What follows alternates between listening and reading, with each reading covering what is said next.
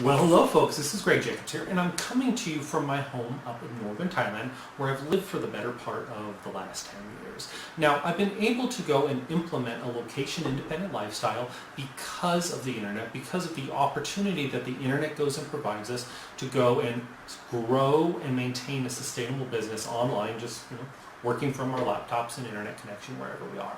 Now, in the last couple years, this income and this lifestyle has been capable for me because of crowdfunding. Now, in just a few minutes, we're going to be talking about crowdfunding.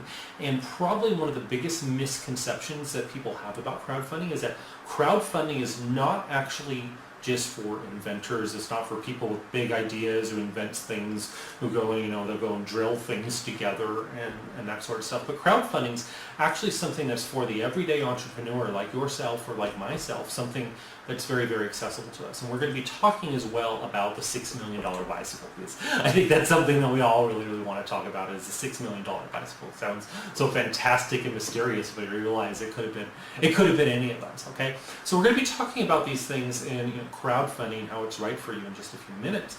But what I wanted to go and talk about is the short progression, how we got to crowdfunding, and more importantly, what you need to know about blue ocean industries and what I like to call, for lack of better words, walk-up money. Okay, so I started my internet marketing career, I guess, in 2007. Okay, so back in 2007, crowdfunding didn't exist, mobile apps didn't exist, none of this stuff existed. It was just, it was just the internet and Google. Okay, so back then, what was the blue ocean, or like to call the walk-up money, was AdSense. Those are those Google ads that you see on the side of when you search for something, or when you go ahead and go to a site, they'll go and have advertising on there. Okay, so back then, this was walk-up money, just like crowdfunding is now. And this is why I'm telling you the story, because you need to go and connect the dots and make the parallel on why it's important that if you're interested in crowdfunding and jumping on it, that you make it something that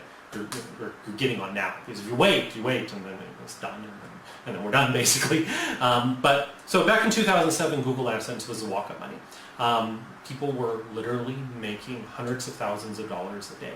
I know a guy that went and made $85 million in 2007, 2008 by doing AdSense. And he was just an internet marketer. He was actually living in Costa Rica, of all places, just tapping on his computer on the beach. Okay, so back then, it was really, really hot. Anybody who got on Google AdSense could just, follow the directions, of course, follow the outline, and they would go and find significant profits. Obviously, not everybody would make that $85 million, but there was just money coming out of the ears, coming out of the wazoo of everybody. Okay, that ended.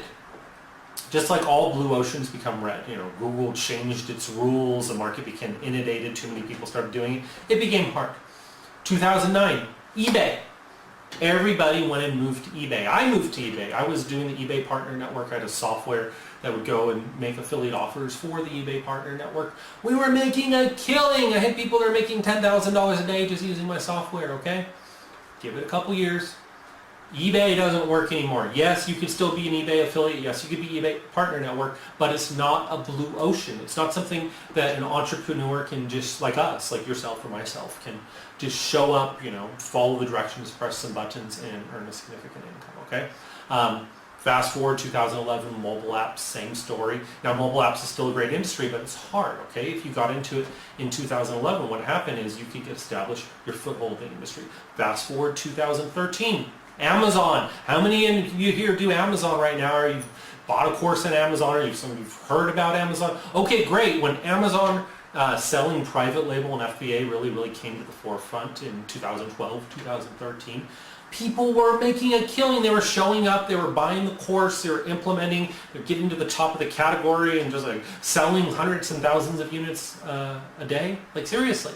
Now in 2015, Amazon still works, it's still a fantastic business, but it's not that walk-up blue ocean. It's something you're going to show up and there's going to be a ton of competition. There's going to be the other 30,000 people that bought the same course and you're all fighting with them, okay? So the reason why I'm telling you this is, I've been through the industry, I've been through the whole cycle of the industry is, yes, all these are good business models, AdSense, eBay, mobile apps, Amazon, but when they hit, They have what's called the blue ocean. They have the walk-up money where somebody with little to no experience in that industry can essentially walk up, follow the directions, get a foothold, and use that foothold to pivot into a long-term 7- and 8-figure business. Okay, so if you were in that time zone and you got in those at the right time, then you know what I'm talking about. Okay, and right now, that blue ocean, that walk-up money, it's in crowdfunding. Okay, and now crowdfunding, it's not what you think it is. When most people think of crowdfunding, they think of like some crazy watch, or supporting a video game or somebody's film, or some crazy invention gadget. And maybe crowdfunding was like that at first. Like when it first came out, there was like a watch that went and raised like $11 million. It was like an electronic watch before the Apple Watch came out. I think the Apple Watch like got inspired by it. Okay, now that's how it was to start, but fast forward now, crowdfunding is for the everyday entrepreneur, and you'd be very, very surprised to learn that the people that are earning the most money on crowdfunding aren't actually inventors. They're actually using the same skill set that people that are selling on Amazon are essentially using. What they're doing is they're going and finding a product. They're making some modifications, putting some stuff on it, making it unique, making it an invention. They're putting it on the crowdfunding site, and just because it's on the crowdfunding site, it goes and sells a lot. To go and make money, to innovate, to become profitable, to become successful, you need one of two things. You either need a new innovation, or you need a new platform. Okay, and these platforms, this Kickstarter, the Indiegogo, for personal fundraising, there's GoFundMe as well. Just the mere novelty factor where people are like, oh wow, it's on Kickstarter, I want it. They'll go and buy it, they'll go and pre-fund it, whereas if they just saw it on a website or something, they're not going to. So it's a gold mine of opportunity, okay? So let me go ahead and let's just go ahead and switch to the screen right now. And so you can see here in the example, right now I'm over at Kickstarter, and this is an example of, there's tons of products out there like this. It's the vacuum clicker, and this just happens to be live right now while I'm doing this. What it is it's a little like pump that comes with some little buttons, and you can go and use it to go and seal your food. Really, really good idea. It seems really, really useful, and they've already raised, what is it, $96,000. And what's really, really cool about this is, the point I was trying to make is these crowdfunding platforms, they're platforms, and you're using it to go introduce things to people. Now, different platforms have different terms of service, exactly what you can't do, and we're going to go over through that more incredible Gene Machines. But I just wanted to show you this vacuum clicker here, which somebody went and put on Kickstarter and did really, really good job marketing. It's a product in Japan already. So this was a popular product in Japan already, and somebody went and kind of brought it over there. Now, that's just one way to go do your business model, and there's a lot of other business models. Like, here's one example. This is actually an associate of mine. His name's Jamie, and he did a project which is a tungsten cube. I don't even know how to pronounce it. It's like the world's heaviest, most densest metal. He went and found a source for it, and he put it up there, and he went and raised $487,000, and that's really, really cool. Now, the thing is, Jamie didn't invent the metal. The metal's been around, for as long as metals have been around. What he did was he found that metal, and he found a really, really good way to go ahead and repurpose it. And what I'm doing here is I'm just showing you different examples, different ways that things go and work for people. And his next project that he's doing right now is actually just like a notebook which has a magnetic pen. Very, very cool stuff. So people are really, really doing this as a way to go.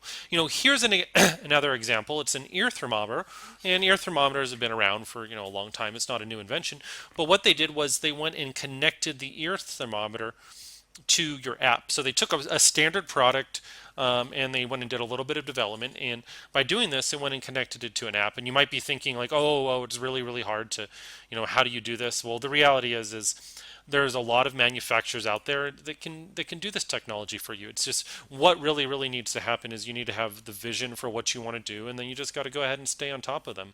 And once you get down into it and down into the deep, it's a lot easier. And there's a lot of different ways you can fund. I have another example here. This is just like an oh wow, this just happened.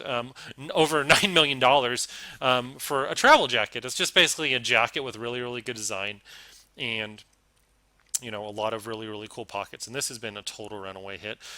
Over here, this is my friend Kyle's project actually, and it's only done 73,000, but I have a feeling this is going to be, you know, this is the launching board for, you know, a serious long-term business. He's made a dress shirt out of merino wool, which is something that, you know, it doesn't wrinkle. Now, merino wool has been around a long time. It's used in a lot of sports shirts because it doesn't have smell in it. And what Kyle did is he took the material, the merino material, and he went and repurposed it into, you know, a nice dress and travel shirt. Okay, here's another example of, you know, whether it's a new product or not a new product. It's, you know, the world's first reversible micro USB. You know how you have these problem with the USBs where you're always putting it in the wrong way. Well, a guy went and solved that, and he went and raised over what is it, over $100,000. Now, a lot of people have been asking is, you know, crowdfunding campaigns, does it have to be products? Can it be services or fundraising or something like that?